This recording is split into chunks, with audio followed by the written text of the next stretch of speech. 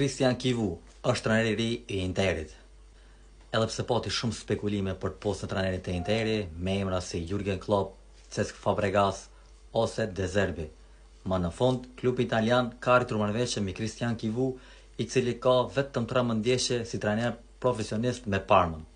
Padyshim që ky lajm nuk është as pak i mirë për tifozët e Interit, pasi ata kanë shpresuar për një trajner më të mirë se Simone Inzaghi, pavarësisht se ai i dërgoi në finale të Champions League-s. Interi ishte interesuar për Cesc Fabregas, por Como nuk ka lejuar largimin e tij dhe ata i kanë ofruar kontratë të re.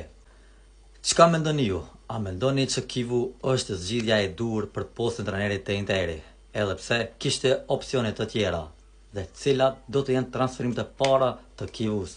Deri atëherë mbetet të shihet se çka do të ofrojë ky trajner me Interin.